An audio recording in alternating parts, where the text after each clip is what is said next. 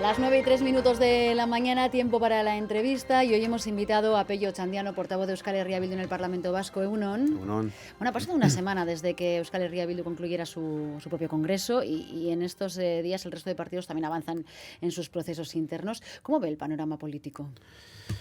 Bueno, pues comentábamos, ¿no?, antes de la entrevista que estamos inmersos en procesos congresales, todos y todas. Y bueno, yo creo, a ver, la dinámica política en el país yo creo que está bastante ya en ralentí, ¿no?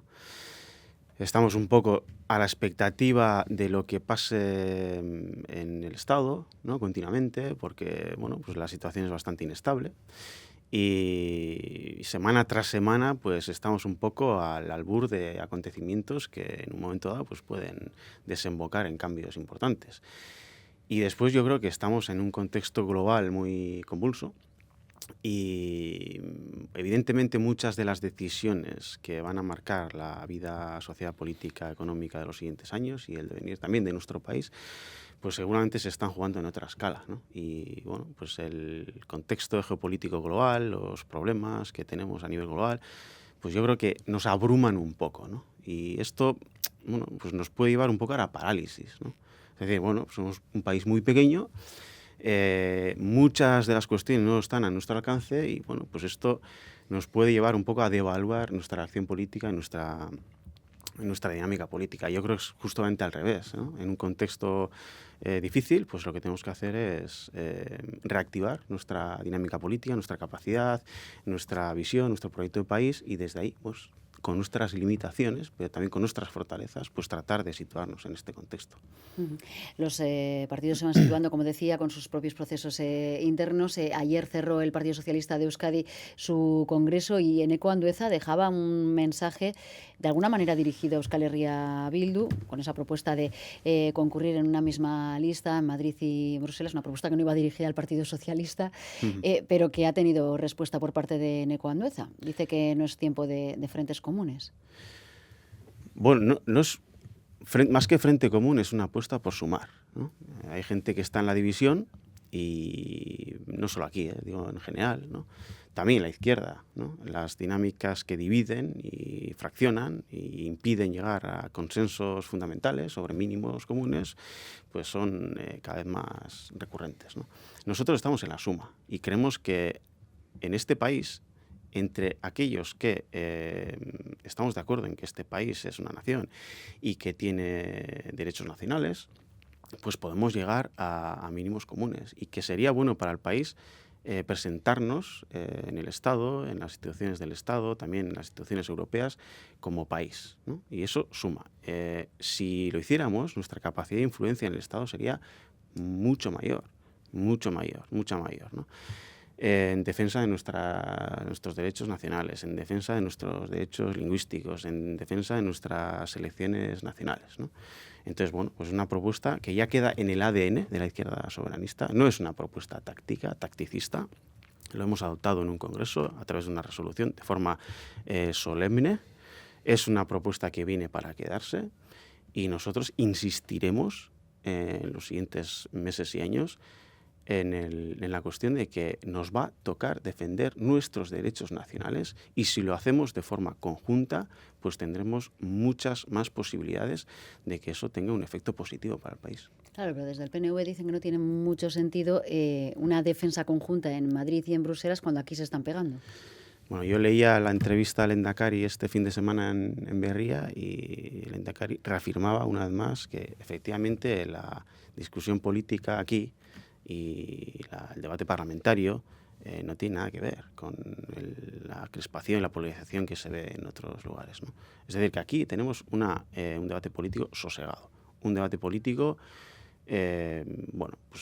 sostenido sobre una cultura política, diría, suficiente. Por lo tanto, aquí no hay esa crispación o lo que hay es un debate político, porque no puede ser de otra manera. Lo contrario sería la negación de la política, ¿no? Hay un gobierno, hay una oposición, hay una dinámica parlamentaria, pues normal. Por lo tanto, no hay ningún impedimento para que seamos capaces, entre PNV, EH Bildu, también el espacio de la izquierda confederal, para llegar a consensos mínimos para representar este país en las instituciones estatales o europeas, de forma que hagamos defensa común de nuestros derechos nacionales. Pero ¿cómo se conjuga una acción política conjunta entre quienes son oposición y gobierno después, quienes van a rivalizar en otras elecciones, en otro ámbito, por acceder al gobierno? Pues nosotros y nosotras creemos que la política consiste en definir espacios para la competencia, precisamente, porque tenemos modelos diferentes en cuestiones sociales y económicas, pero también en definir espacios donde tiene que primar la colaboración. Y si somos un país pequeño, una nación negada, y si además todos y todas entendemos que aquí se ha producido un proceso involutivo por parte del Estado que ha erosionado nuestro autogobierno, y si además somos conscientes de que seguramente los siguientes años nos va a tocar hacer defensa de nuestras libertades nacionales ante el auge de la extrema derecha y ante una internacional reaccionaria, pues efectivamente tenemos que ser capaces de blindar espacios de cooperación. Y esto no va en detrimento de la competencia en otra serie de cuestiones, ¿no? Entonces, las elecciones en el país, las autonómicas, las forales, las municipales, efectivamente son espacios donde hay que confrontar de forma democrática diferentes modelos sociales, económicos, etcétera, pero nosotros y nosotras creemos que las elecciones estatales al Congreso y al Senado y las elecciones europeas son una oportunidad magnífica para plantarnos en representación de un país que reivindica su soberanía. En esa alianza que plantea también se incluyen los trabajos para avanzar en el autogobierno y en todos los casos deja fuera al Partido Socialista de Euskadi. No, en ningún caso. En el proceso de elaboración del texto articulado que nos tiene que llevar a un nuevo estatus político, el Partido Socialista es un actor fundamental. Es una de las principales tradiciones políticas del país, que no se encuentra en el espacio soberanista, pero yo creo que estamos ante la oportunidad de definir un espacio común sobre el reconocimiento nacional del pueblo vasco, que es precisamente asumir de forma coherente que el Estado es plurinacional, ¿no? Y bueno, creemos que estamos ante una ventana de oportunidad, no sabemos por cuánto tiempo, por tanto aquí el factor tiempo es importante, ¿no? Y bueno, en los próximos meses tenemos que ser capaces de llegar a un acuerdo entre diferentes tradiciones políticas sobre lo que significa en términos jurídicos y políticos el reconocimiento del pueblo vasco como nación. ¿Y cómo integran al Partido Socialista de Euskadi en ese reconocimiento? Que ha dicho por activa y por pasiva que no va a entrar en... ¿O cree que sí? Porque Merche Izpurua en este mismo programa en Boulevard nos decía, bueno, una cosa es lo que dice Andueza en público y otra cosa es lo que están hablando en privado. Bueno, el señor Andueza se caracteriza precisamente por ser muy locuaz, ¿no?, en sus intervenciones.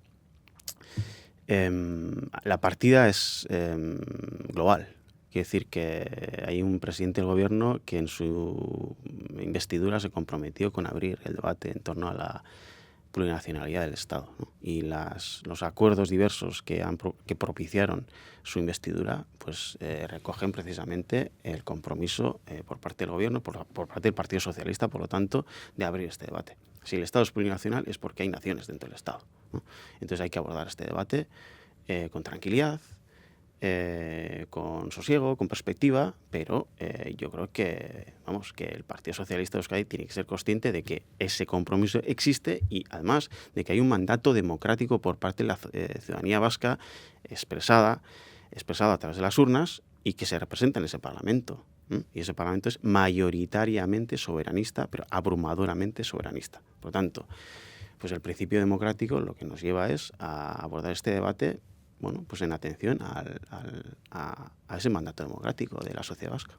¿El debate es semántico o qué profundidad jurídica tiene? Quiero decir, cuando habla de que el pueblo vasco sea reconocido como nación, ¿le sirve que sea nacionalidad? Porque claro, ahí la percha del Partido Socialista se la compra.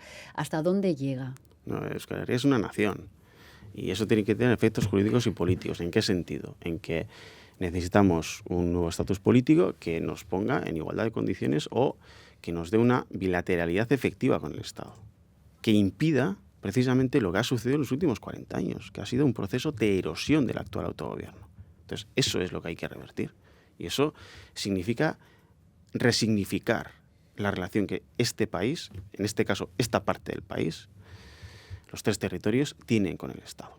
Eso es definir una arquitectura política nueva, jurídica y política, que nos dé mayor fondo competencial, que nos dé garantías de blindaje y de alguna manera institucionalice nuestro derecho a decidir como principio democrático.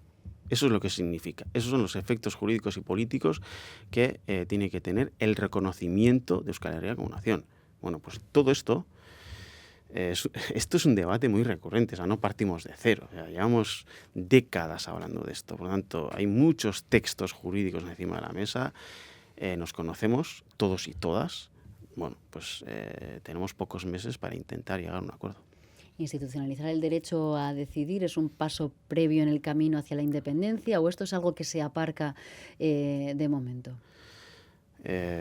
Históricamente la izquierda independentista y las diferentes tradiciones que hoy se encuentran en la izquierda soberanista independentista siempre han planteado escenarios tácticos entre la situación actual y la independencia, ¿no? El estatus político, que acabo de escribir, evidentemente no es un estadio de soberanía nacional plena, no es un estadio de independencia nacional, pero es un estadio donde se reconoce nuestro carácter nacional y los derechos que emanan de ese carácter nacional, ¿no? Pues yo creo que es un ámbito de encuentro entre diferentes tradiciones políticas y que el Partido Socialista de Euskadi pues que tiene que hacer el ejercicio de situarse en ese espacio de encuentro que se sostiene pues en el principio democrático y también en la famosa foralidad, ¿no? En nuestra soberanía originaria, que también de alguna manera está recogida en los textos de la Constitución, ¿no? Por tanto, ahí puede haber enganches jurídicos para actualizar nuestros derechos históricos y, en atención al principio democrático, pues plantear un nuevo estatus para este país, esta parte del país en este caso. Las conversaciones sobre el nuevo estatus comenzaron en otoño, en principio, a la espera de que todos los partidos finalicen con sus procesos internos, pero parece que ya no va a ser Andoni Ortuzar el interlocutor en esta materia, que es que inició de alguna forma las conversaciones. Con Aitor Esteban se puede hacer el mismo trabajo. ¿Cómo contempla este relevo? Pues no sé, eso lo dirá el PNV, ¿no? Nosotros y nosotras esperamos dar continuidad a los contactos y a las relaciones que tenemos con el PNV, ¿no?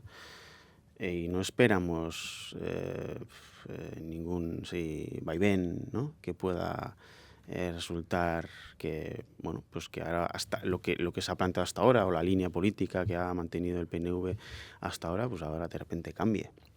No sabemos exactamente qué está sucediendo en el seno del PNV, si la confrontación entre Andoni Ortuzar y Aitor Esteban responde a cuestiones personales o de disputas de poder o lo que sea, y no voy a entrar en ahí, o si hay algún tipo de trasfondo político por detrás de lo que estamos viendo. No lo sabemos, pero nosotros en principio creemos que no tiene por qué haber cambios en las relaciones que hasta ahora ha mantenido el PNV y H. Bildu.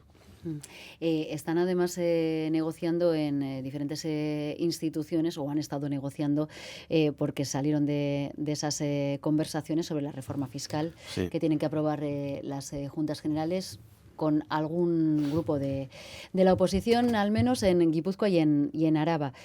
¿Hay algún resquicio para que Euskal Herria Bildu pueda volver a esas negociaciones? ¿Están totalmente cerradas? Nosotros estamos en la negociación, y lo hemos estado desde el principio. Yo mismo, yo en representación, evidentemente, a H. Bildu, durante el proceso de negociación de los presupuestos de este año, propuse introducir el debate de la fiscalidad en el espacio de acuerdo, ¿no? Hay un principio de acuerdo en ponencia en Juntas Generales de junio y, por lo tanto, nosotros hemos estado y hemos tratado de articular un espacio de diálogo y negociación en torno a la fiscalidad. Después lo que vino es un acuerdo entre dos partidos políticos un acuerdo vertical, ¿no?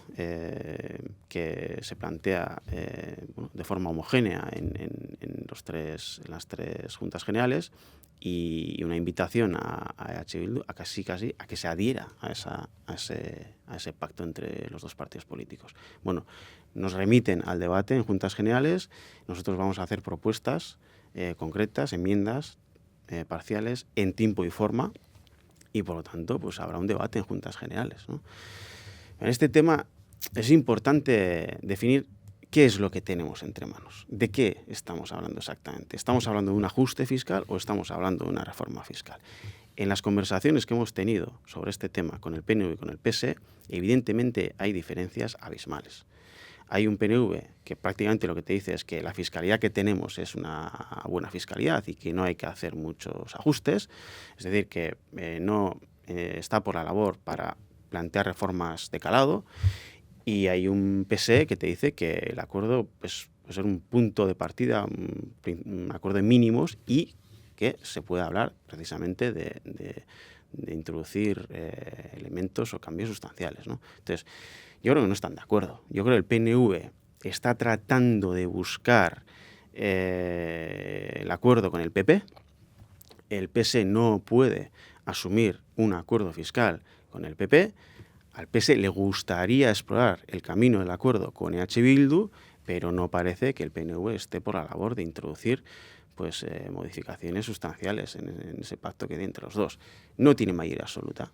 Entonces, cuando no se tiene mayoría absoluta, pues no se puede actuar como si la tuvieras, ¿no? Entonces, pues bueno, están condenados a negociar. Y EH Bildu va a plantear enmiendas parciales, concretas, planteamientos, propuestas muy concretas, y bueno, trataremos de llegar a acuerdos. ¿Y EH Bildu está hablando con el Partido Socialista en ese sentido? Nosotros hablamos con todos y todas, pero hay un pacto político férreo entre ellos, aunque las diferencias son evidentes, ¿no? En fiscalidad es evidente, en la política de vivienda también es evidente, ¿no? Lo vimos la semana pasada con el tema del índice de referencia de precios, ¿no? Prácticamente hay dos gobiernos en uno. Hay un gobierno representado por el PNV que es muy reacio a regular los precios del alquiler, y yo creo que está planteando maniobras de dilación en ese sentido, ¿no? Porque sabemos que el Ministerio de Vivienda del Gobierno de España no ha recibido los datos de Araba, Bizkaia y Guipúzcoa para definir el índice de referencia de precios. Y hay un PSE que habla de intervenir el mercado del alquiler, ¿no? Evidentemente no se ponen de acuerdo en cuestiones fundamentales, en vivienda, que es una de las principales preocupaciones de la ciudadanía hoy, o en fiscalidad, que es un tema que no es menor, que no es parcial, que afecta a cómo se van a sostener los servicios públicos en el futuro, a qué modelo social y económico queremos para este país en los siguientes años, etcétera. Bueno, pues lo que tienen que hacer es fijar una posición y decidir con quién quieren hacer la reforma fiscal. Nosotros dijimos desde el principio, si se quiere una reforma regresiva, eso se hace con el Partido Popular, y yo creo que el Partido Popular está dispuesto a negociar esa fiscalidad con el PP, con el PNV y con el PSE. Si se quiere una reforma fiscal que nos aproxime a los países socialmente más avanzados de Europa y camine hacia la presión fiscal media que se tiene en Europa, eso se hace con EH Bildu. Entonces, bueno, pues que tomen una decisión y que busquen cuál es el aliado que quieren para hacer la reforma fiscal. En el debate fiscal, además, bueno, usted introdujo otra variable sobre un debate que no es nuevo, pero que resucitó de alguna forma con esta frase. No tiene mucho sentido en la era de la inteligencia artificial que este país tenga tres haciendas. Desde el punto de vista de la eficiencia de la gestión pública, desde el punto de vista de la racionalidad de los recursos públicos, este es un debate interesante que habrá que dar seguramente en el futuro. Lo de la inteligencia artificial le viene de formación profesional. Sí, bueno, pero a ver, la inteligencia artificial va a revolucionar muchas cosas en los siguientes 2-3 años. Entonces, yo creo que también tiene que revolucionar la administración pública y los procesos de gestión pública. Y bueno, pues en ese sentido, la reflexión es, yo creo, sentido común. Hay muchos procesos en la gestión pública y en nuestra arquitectura institucional que se pueden hacer de otra manera. en atención también a la introducción de la tecnología, la inteligencia artificial, pero no solo, que nos puedan llevar a una mayor eficacia y eficiencia en las políticas públicas. Esa es la reflexión. Pero bueno, este no es el debate central, el tema de la fiscalidad, ¿no? El tema central es qué fiscalidad queremos y cómo vamos a abordar los tiempos que vienen. Yo animo a los oyentes a que se metan en la página web de Eustat y vean cuál es la proyección demográfica que hace Eustat para el año 2036. La última reforma fiscal es del 2017. Por lo tanto, esta reforma fiscal nos debería ya situar en un horizonte temporal bien entrado la década siguiente. La pregunta es, ¿cómo se sostienen los servicios públicos en esas condiciones demográficas? Y aquí hay gente que plantea, o sea, el PNV y el PS están planteando un ajuste fiscal que supone una merma en la recaudación. Por lo tanto, hay una pregunta que hay que responder y es, bien, entonces, ¿cómo se van a sostener los servicios públicos, la sanidad, los servicios sociales, etcétera? Si esa pregunta no tiene una respuesta clara, pues evidentemente... Hay que unificar las haciendas, claro, porque estamos volviendo al debate sobre la reforma ajuste fiscal, Sí. pero yo le estaba planteando que usted dijo que en tiempos de la inteligencia artificial no tiene mucho sentido que este país tenga 3 haciendas. No tiene sentido que tenga 3 tarjetas de transporte público, por ejemplo, ¿no? Entonces, bueno, la reflexión lo que quiere... Ya, pero las 3 haciendas, con lo que esto significa para la foralidad que antes mencionaba, los derechos históricos, no es equiparable a las tarjetas con las que pasamos en el transporte público. Sí, pero la foralidad no puede ser la misma en el siglo XIX que en el siglo XXI. Entonces, no puede ser un elemento que se interprete de forma reactiva para no introducir las mejoras, las reformas institucionales que necesitamos en este país para ganar mayor eficacia y eficiencia en el gasto público y en las políticas públicas. Somos un país muy pequeño en un mundo global. Entonces, hay mucho margen de mejora. Y yo creo que mucha gente es consciente de esto. Cuando nosotros interlocutamos con el mundo económico, con el mundo empresarial, es evidente que este país, este pequeño país y esta parte del país tiene mucho margen, y buena parte de nuestra capacidad para hacer frente a este momento pasa precisamente por ganar eficacia y eficiencia en nuestro sistema institucional. Entonces, ¿esto qué quiere decir con respecto a la Hacienda? Bueno, pues que hay margen, que hay que analizar, que hay procesos que igual se pueden unificar, que hay duplicidades que igual hay que superar, etcétera. Pero este es un debate que hay que hacer con absoluta tranquilidad, con absoluta normalidad, y que no supone en ningún caso entorpecer o vulnerar nuestros derechos históricos y nuestra foralidad. En ningún caso. En su caso sería actualizarlos. ¿Actualizarlos para unificar en una sola hacienda? ¿O no habla de esto? No, bueno, la unificación de las haciendas requeriría, primero, de un cambio de la Constitución. Segundo, de modificaciones del concierto económico, etcétera, etcétera. Bien, evidentemente no estamos en ese estadio, ¿no? Pero el Partido Socialista de Euskadi y H. Bildu podemos estar de acuerdo en que, sin llegar a ese punto, hay muchas cosas que podemos hacer para superar dinámicas que nos resultan, pues en un momento dado, incluso un lastre, ¿no? Y también que pueden ser, que puedan entorpecer incluso la acción del gobierno y la relación que tienen los ciudadanos con respecto a nuestras instituciones, ¿no?